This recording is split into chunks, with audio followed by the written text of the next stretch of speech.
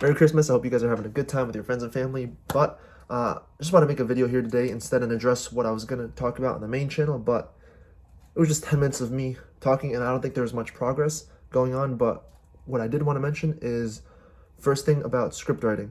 And what I wanted to say is, since I'm doing it myself, I went ahead and separated it into different stages. The first one being research. And by research, I mean just finding different information about the person that I want to talk about, whether it be any articles that I find or the fandom slash YouTube wiki. The problem with the YouTube wiki is that it doesn't have a lot of information, but it's a good start to it. The main source that I'll use would be actually YouTube, because I'll go ahead and find a bunch of different podcasts from the person, and which is good because two things.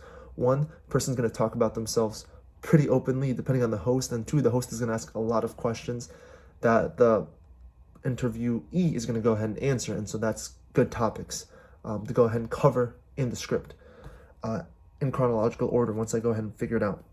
The other good thing about it, or the other thing that I'll do, would be actually jot down timestamps and different notes of when they went ahead and said something or when a certain action occurred. And I don't write it down, I type it.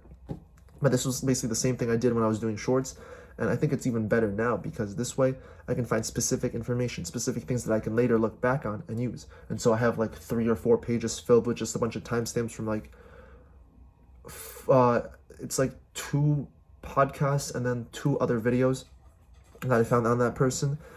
And so when I was actually writing the script, I went ahead and always constantly looked back at it, and it was really useful to go ahead and do, just because I had a lot of information at the fingertip of my hands. And once I wanted to go ahead and go in depth on a certain thing, I would look at the timestamp, I would go ahead and look back at the video and reference it again just to make sure the info I jotted down is correct, and then keep writing. Now, as far as the freelancers goes, I mentioned before I was looking for a scriptwriter, but honestly at this point it's like I'm just doing it myself.